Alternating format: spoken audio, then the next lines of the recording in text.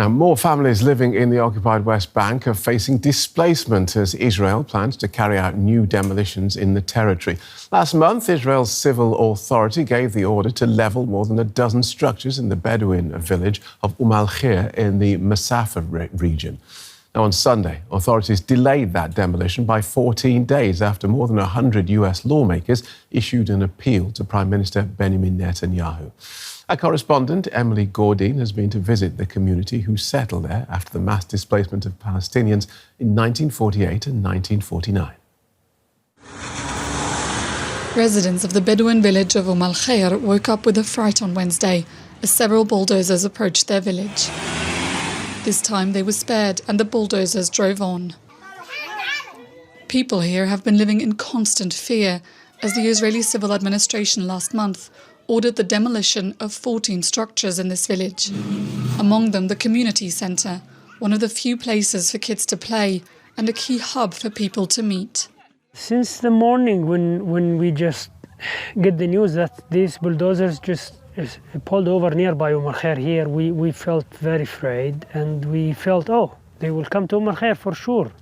And then people start gathering themselves, some people start collecting their stuff from these homes which targeted basically.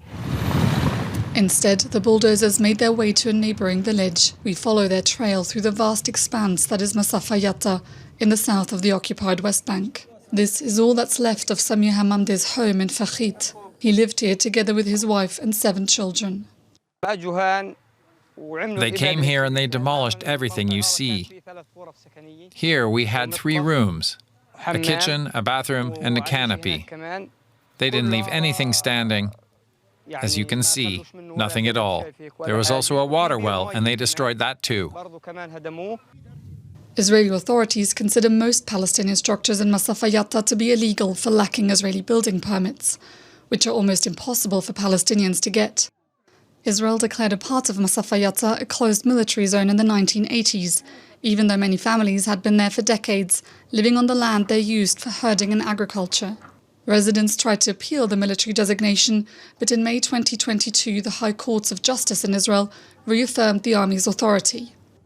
This meant the Israeli military was not forced to acknowledge Palestinian presence in the area, allowing Israeli authorities to move ahead with demolitions. But while Palestinians are having their homes demolished, settlers are building more and more outposts in the same area. People here have little recourse in stopping the demolitions. Barring some postponements, their appeals are mainly rejected. It's forced displacement. They want to drive us out of here. When they demolish the house, that's it. You have nothing left, nowhere to go. But we tell them no. We'll rebuild our home again from the start. Back in al-Kheir, the waiting continues. Following a letter to Israel's Prime Minister Benjamin Netanyahu, signed by over 100 members of the US Congress, the civil administration delayed the demolition order by 14 days.